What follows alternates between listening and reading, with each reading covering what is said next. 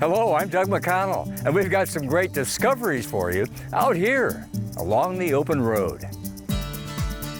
Hammered by recent fires and floods, Sonoma County faces threats of more disasters in the years ahead, fueled by a warming and changing climate.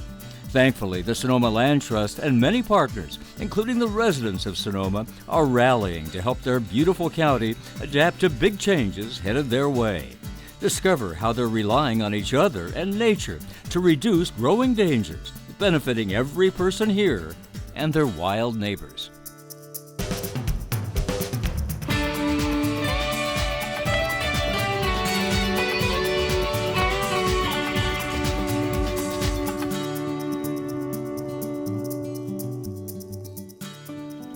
On a sunny Sonoma morning, towards the end of a bone-dry February with no rain in sight, I meet up with Eamon O'Byrne, Executive Director of the Sonoma Land Trust, to talk climate change. Summers are becoming longer and hotter. That creates far greater fuel conditions for wildfire. We know that sea level rise is an unfolding disaster. Even though people don't see it as dramatically in their daily lives as fire, in some ways it's a more expensive and probably a more life-threatening problem than even fire is. But we also understand that there's also a biological extinction crisis. We are in the midst of the sixth greatest extinction period in global history. That's right. That is primarily human caused. And it can be as small as the insects that pollinate our crops, all the way up to the large predators that keep other species numbers in check and allow a balance to be in nature, to allow it to function. Those start to break down and our very future as a species on the planet becomes threatened. The bounty of the Sonoma landscape has nurtured we humans for millennia, and now we must nurture it. The Sonoma Land Trust and its many partners are working very hard and strategically to make this gorgeous and diverse county they serve as resilient as possible to human-caused global warming, racing to get ahead of the risks posed by a rapidly changing climate to the natural world we all depend on, and that in turn depends on us.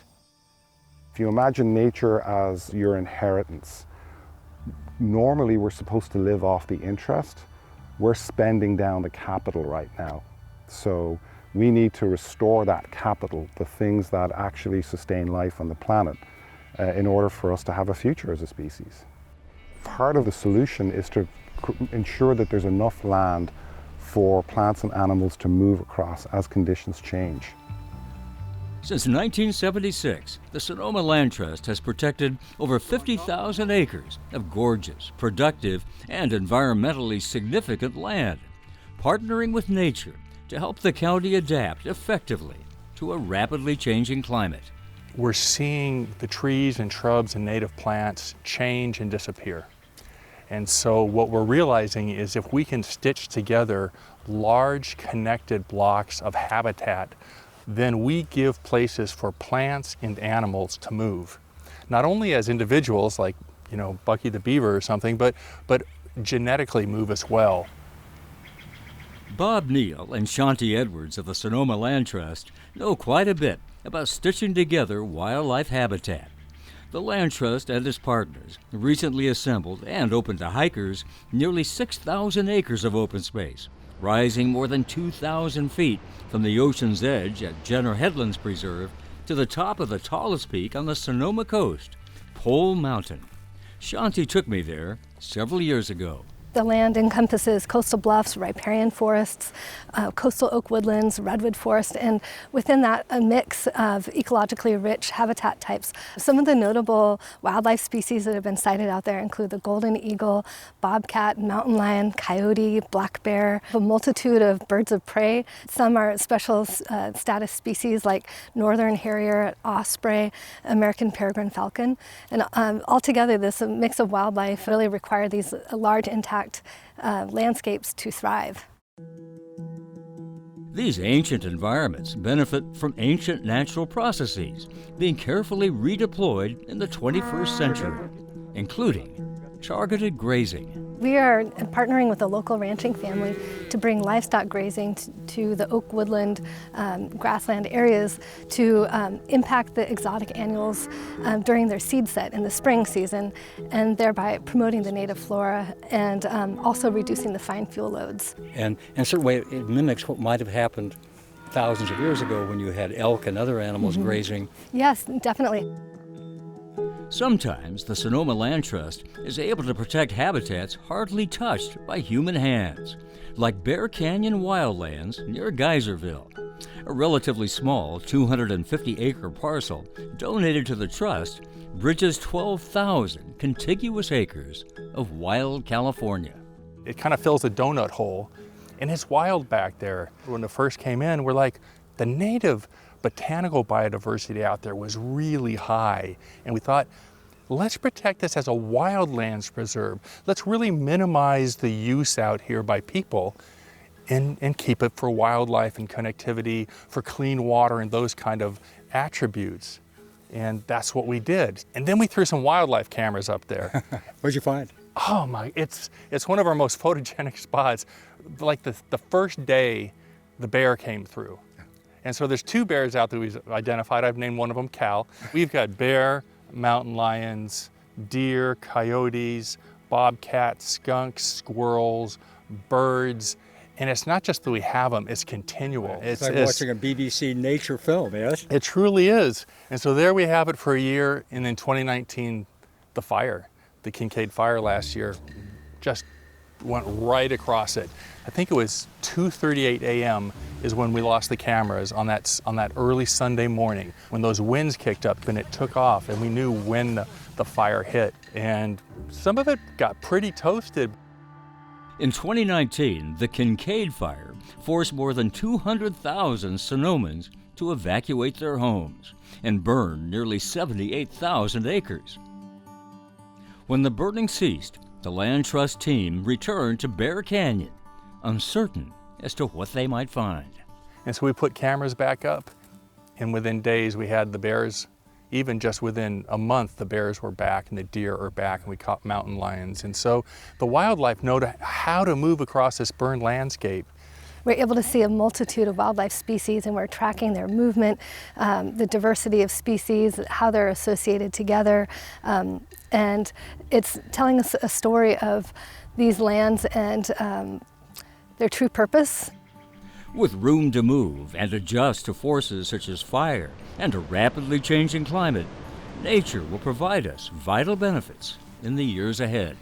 So if there's a healthy animal population, it means nature is creating all these things that are also critical for people. It means we have clean air, it means we have clean water, it means we have food to eat. And you can't discount the factor of joy in our lives. People love seeing animals. It brings joy into our hearts, and that's a really important part of being a human being. So I think it's more than just the physical, it's that emotional and the spiritual, to be quite honest. It's those things that make us human, without which simply being alive, I don't know, it's not enough. When we come back, as our climate changes, the Sonoma Land Trust and its partners prepare to face growing risks of fires and floods. Open Road is made possible by the generous support of our underwriters, dedicated to protecting our natural and historical treasures in the Bay Area and beyond. Additional support is provided by these institutions, also caring for our special environmental and cultural legacies and making them accessible to each and every one of us, now and for all time.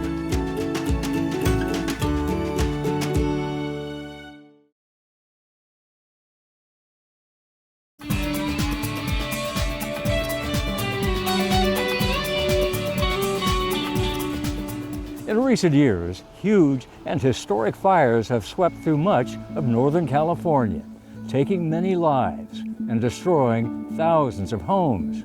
Sonoma counties experienced some of the worst of this tragedy. Thankfully, the Sonoma Land Trust is partnering with other nonprofit organizations and public agencies to reduce risks of fire here across large landscapes. an important initiative made even more urgent as our climate warms and our fire seasons grow longer. Just weeks after the October fires of 2017, the Sonoma Land Trust, Tony Nelson and I explored the scorched earth of the Trust's Glen Oaks Ranch near Glen Ellen in Sonoma Valley. In the few years since, nature has come roaring back here. Remember, this is only 2-year growth. I know, 2 years and about 3 months. Taller than us. Wow. And then it's filling in galore. All the shrubby stuff, Yeah, out in here. almost can't walk through it anymore already. No. Animals love this. Look at all the cover. Fire is a natural process, and it is acted here throughout history. So a lot of species require fire. It helps the soil by helping nutrient cycling, right? So a lot of plants are very productive after a fire because there's an influx of nutrients. Unfortunately, a century of fire suppression throughout California has allowed fuel loads to build up and exacerbate the tragic fires we've experienced recently.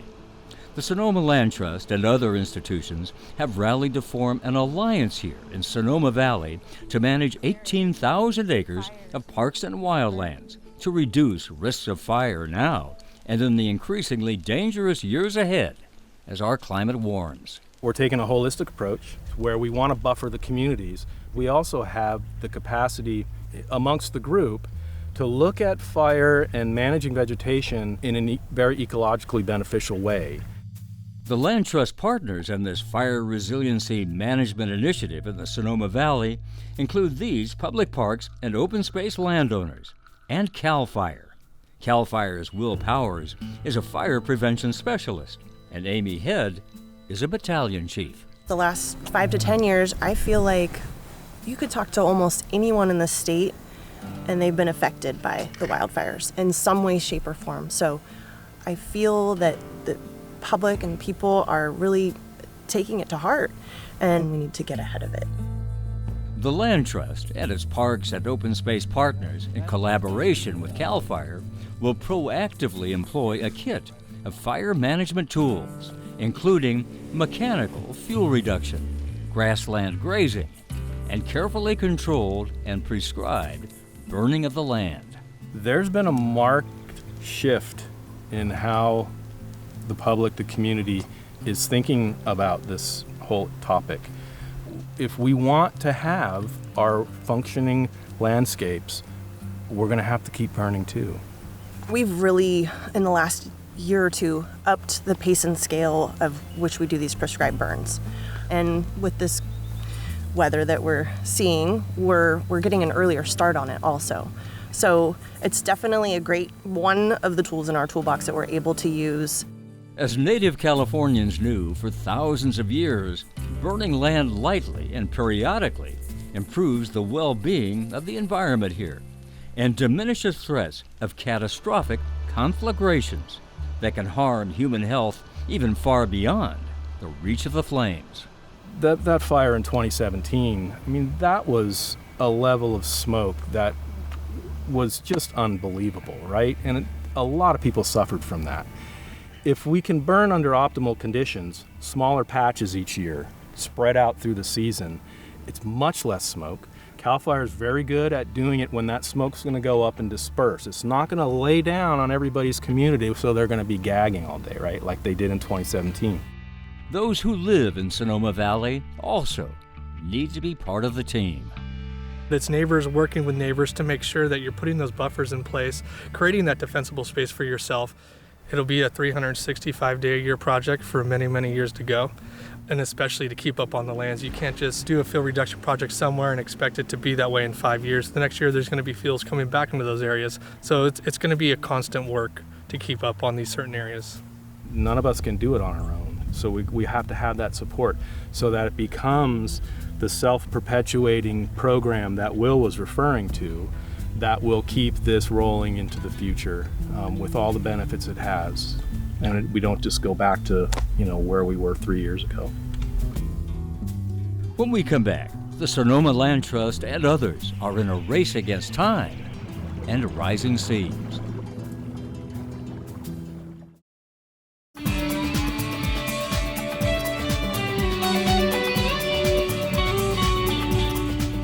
Climate change is presenting us with multiple and unprecedented challenges, none more significant than the certainty that sea levels will rise 1 to 2 feet in the next few decades, and much more than that later in the century if we don't start cutting emissions of greenhouse gases dramatically and soon.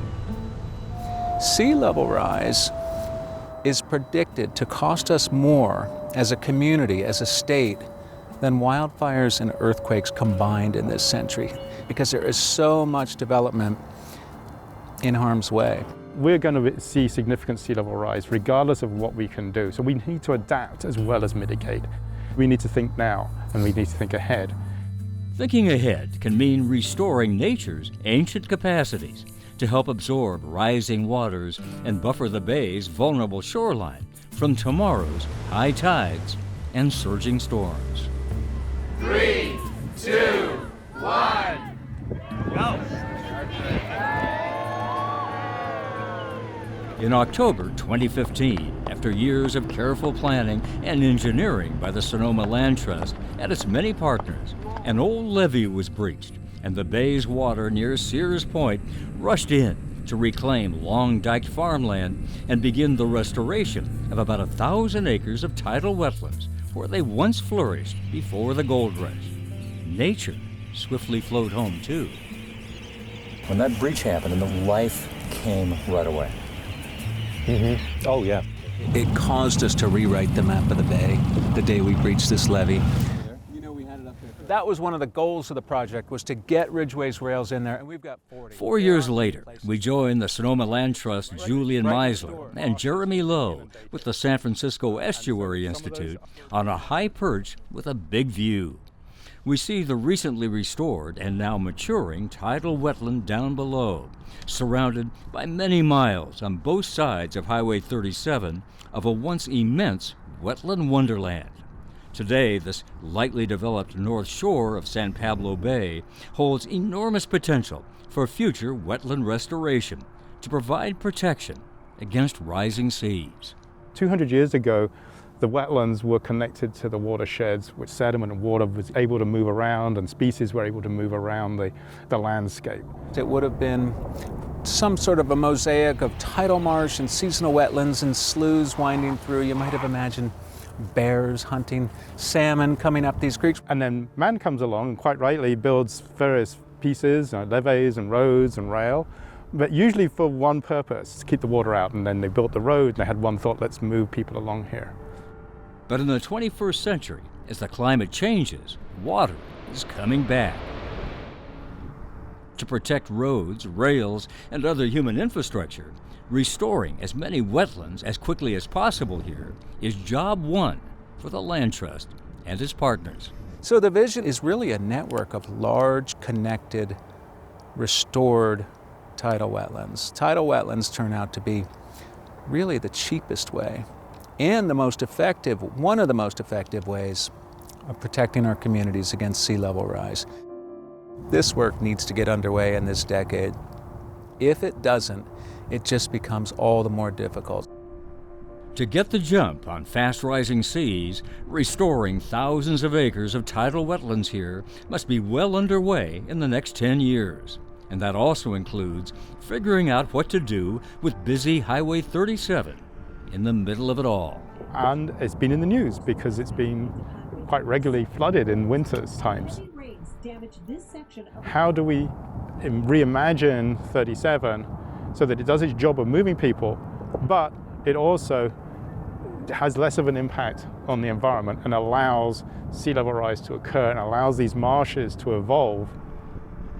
Reimagining a future for an elevated Highway 37 which functions in harmony with restored wetlands designed to help nature protect communities is a big and urgent undertaking being tackled right now by the Sonoma Land Trust and many others as they race to stay ahead and above the waves to come. And with sea level rise, when you look at the curve just continues after 2100. It's not just stops at 2100 and we're all done. So we've got to think about this bay as always changing now, not the static piece which we've managed and built around. When we come back, Sonoma County's commitment to a bright future in changing times. Open Road is made possible by the generous support of our underwriters, dedicated to protecting our natural and historical treasures in the Bay Area and beyond. Additional support is provided by these institutions, also caring for our special environmental and cultural legacies and making them accessible to each and every one of us, now and for all time.